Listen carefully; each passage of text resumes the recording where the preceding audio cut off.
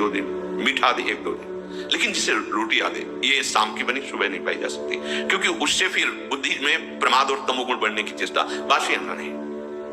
अच्छा, भिक्षावृत्ति में ये बड़ी सामर्थ्य है कि हमारी झोली में मांगने पर जो आया वो ब्रह्म स्वरूप है, उसका कोई इन सतोगुण रजोगुण तमोगुण से कोई उसका प्रभाव नहीं। ये भिक्षान्न में बहुत बड़ी सामर्थ्य है। राधे श्याम बोला कोई 5 दिन की सूखी रोटी दे दे, वो हमारे लिए अमृतमय, वो नहीं होगा कि ये तो बासी है, क्या तमोगुण पैदा करेगी? नहीं, वो महाप्रसाद स्वरूप हो जाती है।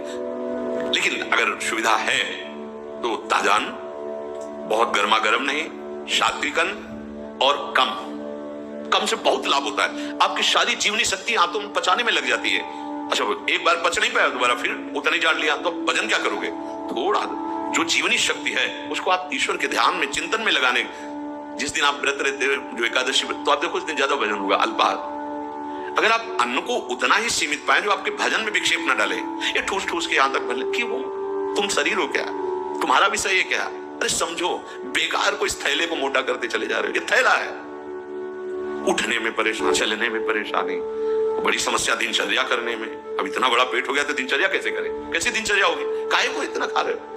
बोले वो घटाने की दवा ले रहे, किसी दवा की जरूरत नहीं है। सीधे मूंग की दाल उबालो, 2 रोटी शुरू करो। 1 महीने में अगर तुम्हारी चर्बी न कम हो जाए तो मैं बताना, रोज सुबह टहलो, थोड़ा व्यायाम करो। अगर जानकारी हो तो जो योगी जन आपको प्राणायाम की पद्धतियां बताए, और सात्विक भोजन, अपने आप ठीक हो जाओगे। पाना है पिज्जा बर्गर, पाना है तुमको संसारी को, अब चर्बी बढ़ती चली जा रही, आगे पीछे, न उठने की सामर्थ्य न बैठने की। भाई वृद्ध हो गए हो तो बात अलग है, यहाँ तो जवान कैसे, मतलब ये पेट निकलना मतलब अपने जीवन को खोखला कर देना है। बोलो अपनी दिनचर्या को कैसे कर पाओगे? अब इतना मोटा शरीर बनाने से कोई लाभ नहीं है। आप समझते हो स्वस्थ शरीर उसे नहीं कहते कि जितना मोटा हो गया स्वस्थ शरीर। आपकी दिनचर्या स्फूर्ति युक्त होनी चाहिए, वो उचित आहार से, युक्ताहार विहार भगवान के वचन है। ये जो शब्द लिखे, ये अच्छे पदार्थों को ठूस ठूस कर खाने का स्वभाव, ये आपको संयम में नहीं रहने देगा। बढ़िया काजू पड़ी, किशमिश पड़ी, खीर है, अब हटाओ। अरे किसको पिला रहे हो? किसको? ये रसेंद्री के संतों ने कहा है, घाटी नीचे माटी, बस इतना का खेल है। इतले के नीचे गए हो सब बेकार हो। अब फूल रहा है, गैस बन रही, कब्ज बन रही, डकार इधर घूम रहे, उधर, काहे को परेशानी मोल ले ली? छोटी कटोरी, जरा सा राधा राधा, स्वाद भी हो गया, प्रसाद भी हो गया, शरीर पुष्टता के लिए। ब्रह्मचारी को काजू बादाम पिस्ता हलवा रबड़ी रसगुल्ला की नहीं आवश्यकता है, प्रार्थना मान लीजिए, नहीं जरूरत है। वो अपने आप में एक महान बल धारण किए हुए है। पर अब यही समस्या है कि ना संयम समझ पा रहे हो, ना आहार को समझ। ये आहार तुम्हारा विषय नहीं है। आपको ठीक प्राणों का पोषण करने के लिए उतना जल, उतना अन्न, उतना पौष्टिक आहार देना है, जिससे हमारा मन हमारे कार्यों में हमारे अनुसार चले, जो शास्त्राज्ञा है। बहुत नमकीन, लाल मिर्च, गरम मसाला, कचौड़ी, पकौड़ी, बहुत मिठाई, चाय, काफी, प्याज, लहसुन, ये इंद्रियों को भयंकर चंचलता प्रदान करते हैं और वीर शक्ति का नाश करने में बहुत इनका योगदान है। पूज्य पादुड़िया बाबा से किसी ने कहा कि बाबा हम तो जहां भिक्षा मांगते हैं वहां प्राय पकवान ही मिलता है। बाबा ने कहा कोई बात नहीं, अगर 4 रोटी पाते हो तो 2 कचौड़ी ले लीजिए, बस हो गया, कोई परेशानी नहीं होगी। 4 की है, 2 पा लीजिए। एक बार पूज्य बाबा, बहुत से साधक जन बाबा, तो कुछ ऐसी कच्ची और मोटी पूड़ी बनवाई और कुछ हल्की एकदम बहुत पकी हुई पूड़ी बनवाई। पकी हुई पूड़ियों को पहले परोसा गया, उनके ऊपर कच्ची पूड़ियां रख दी गई, 1-1, 2-2, और बाबा खड़े हुए, हाँ भाई पाओ सब। तो कुछ जो साधक संयमी थे तो ऊपर से शुरू किया, और कुछ साधक जो स्वाद वाले थे ऊपर के हटा करके बाबा रुक खड़े हो, क्यों ऐसा किया?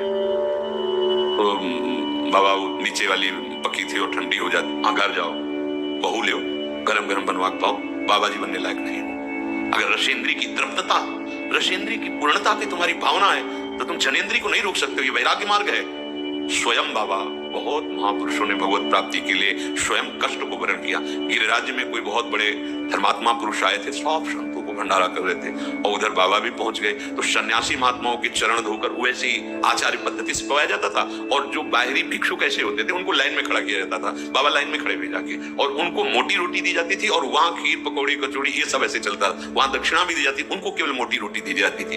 ये कई दिन ऐसा उन्होंने सदाव्रत की तरह, तो बाबा उस लाइन में खड़े हुए। 4 रोटी उनको मोटी मोटी में आ गए, और एकांत में 2 रोटी पाई और 2 रोटी जमीन में ऐसे गाड़ दी। और जब पता चला कि पूज्यपाद बुढ़िया बाबा जी आए हुए हैं, वही धर्मात्मा सेठ और अंगूर और सेव की झबिया बड़ी बड़ी लेके जहाँ बाबा थे वहां प्रणाम साष्टांग, बाबा हो भाग्य आपके, बाबा आप चरण पधराए अंदर। बोले हम तो ले आए हैं आपके यहाँ से। कब बाबा?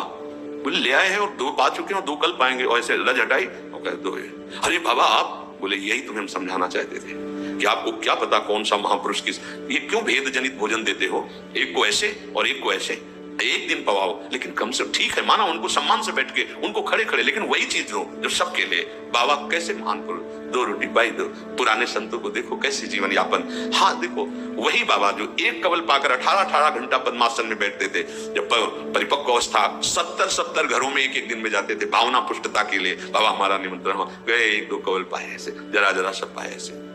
हम अभी भगवत प्राप्त नहीं हुए हैं, तो हम लोगों की इंद्रियां मन बुद्धि संसार की तरफ जा रही है। अब हमको संयम की आवश्यकता है। यदि संयम का हम बर्ताव नहीं करेंगे तो सुन लो, भोजन के पहले अच्छे से हाथ धो, मुंह में कुल्ला करो, और लघु शंका लगी हो तो लघु शंका जाओ। भोजन के पहले पवित्र हो।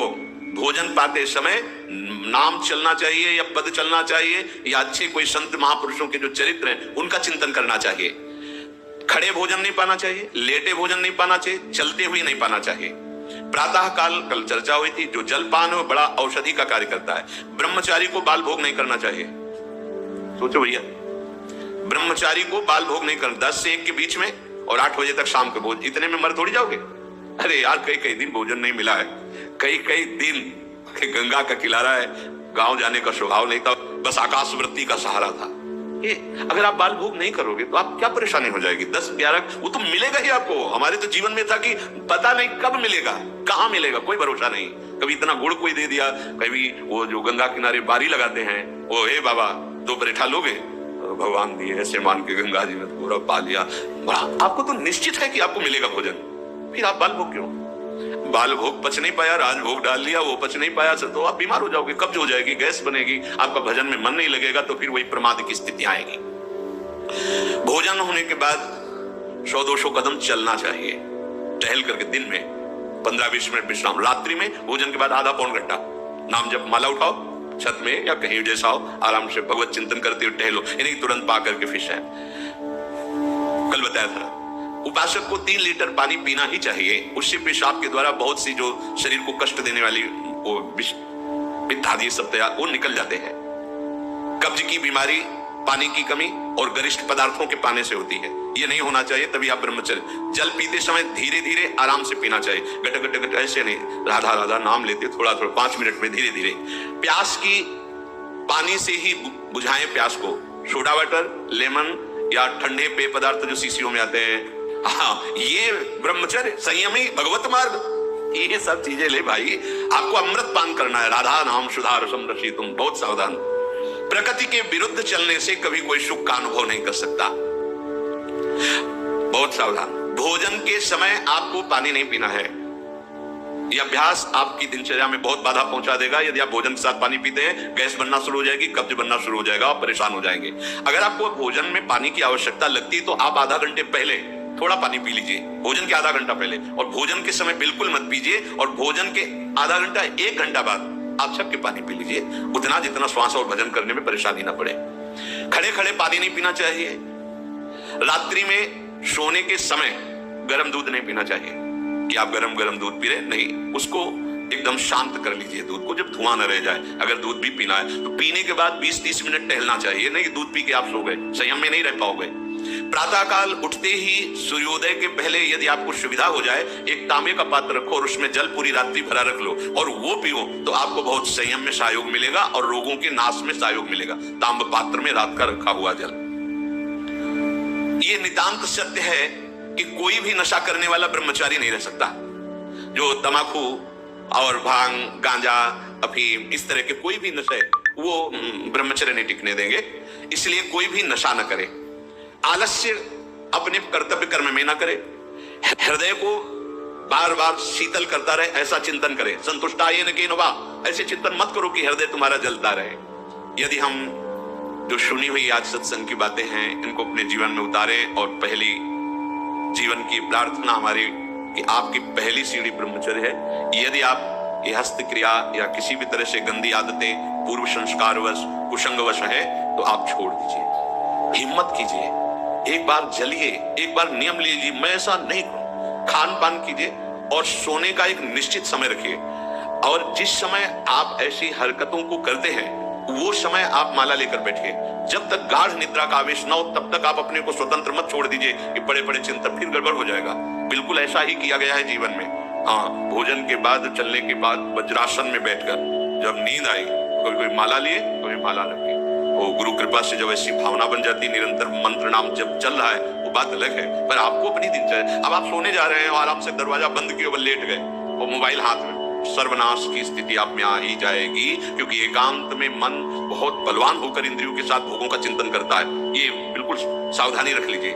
बलवान इंद्री ग्रामो विद्वानम अपि कर्षति, जहां एकांत होंगे, मोबाइल हाथ में, वो आपको दुर्गति करने का बहुत बड़ा साधन बन जाएगा। पहला काम, कमरे में जब जाओ स्विच ऑफ कर दो। बिल्कुल जैसा कहे, माला उठाओ या कोई महापुरुष का चरित्र उस समय पढ़ो, वो आपको थप्पड़ की तरह लगेगा, और चरित्र पढ़ के उसी के चिंतन करते हुए सो जाओ, या माला लेकर के जब नींद आए तब सो जाओ।